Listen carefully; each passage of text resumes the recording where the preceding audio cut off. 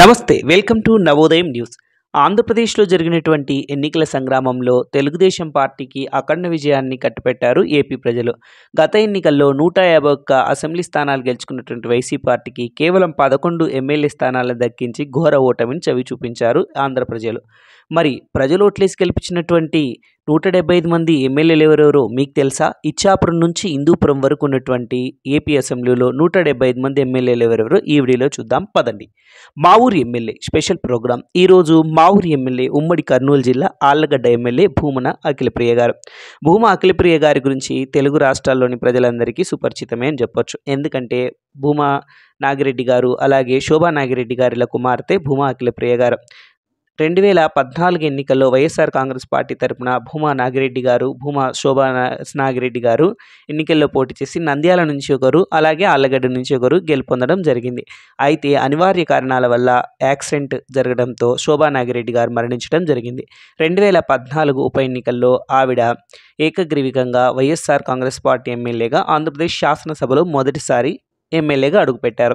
అయితే 2016లో తండ్రి భూమా నాగిరెడ్డి గారితో కలిపి తమ సొంత పార్టీ అయినటువంటి టీడీపీ పార్టీలో చేరడం జరిగింది. ఆ తర్వాత జరిగిన ఉప ఎన్నికల్లో కూడా ఆవిడ ఘన విజయం సాధించారు. అయితే 2019 ఎన్నికల్లో టీడీపీ పార్టీ టికెట్ తరపున ఆళ్లగడ్డ నుంచి పోటీ చేసి వైఎస్ఆర్ కాంగ్రెస్ పార్టీ హవా ముందు ఆవిడ ఓటమి కావాల్సిన అవసరం అయితే వచ్చింది.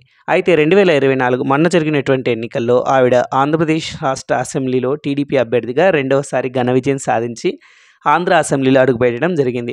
భూమా నాగిరెడ్డి గారు, శోభా నాగిరెడ్డి గారుల త్యాగాలను, పార్టీకి చేసినటువంటి సేవలను గుర్తుపెట్టుకున్నటువంటి నారా చంద్రబాబు నాయుడు గారు 2014లో అంటే 2016లో ఆవిడ టీడీపీ పార్టీలో చేరిన తక్షణం ఆవిడకు తండ్రి గారు నాగిరెడ్డి గారు మరణించిన తర్వాత ఆంధ్రప్రదేశ్ రాష్ట్ర పర్యాటక శాఖ, తెలుగు సాంస్కృతిక శాఖలను అప్పజెప్పడం జరిగింది. ఆంధ్రప్రదేశ్ రాష్ట్ర పర్యాటక శాఖ మంత్రిగా కూడా ఆవిడ ఆంధ్రప్రదేశ్ అభివృద్ధికి విశేషమైనటువంటి కృషి చేశారని చెప్పొచ్చు. అయితే ఆంధ్రప్రదేశ్ రాజకీయాల్లో భూమా కుటుంబానికి ఒక పేరు ప్రఖ్యాతలన్నీ ఉన్నాయి. ఎందుకంటే ఆళ్లగడ్డ, నంద్యాల నియోజకవర్గాల్లో వారు ప్రజలను కన్నబిడ్డలుగా చూసుకుంటూ ప్రజలకు ఏ కష్టాలు వచ్చినా వారు ముందు ఉండేవారు. సో వారి వారసురాలిగా రాజకీయాల్లో ఉన్నటువంటి భూమన అఖిలప్రియ గారు ఈరోజు ఆంధ్రప్రదేశ్ రాష్ట్ర శాసనసభ్యురాలిగా రెండవసారి అసెంబ్లీలో అడుగుపెట్టడం చాలా ఆనందకరంగా ఉంది. మీకు ఈ వీడియో నచ్చినట్లయితే సబ్స్క్రైబ్ చేయండి, లైక్ చేయండి, షేర్ చేయండి. మరిన్ని వీడియోల కోసం బెల్ ఐకాన్ ప్రెస్ చేయండి. మిత్రులారా, మీరందరూ కూడా మన ఛానల్ని చూడండి. మీకు నచ్చితే మీరు విజిట్ చేయండి, మీకు నచ్చితే మన ఛానల్ని సబ్స్క్రైబ్ చేయండి. నమస్తే, జై హింద్.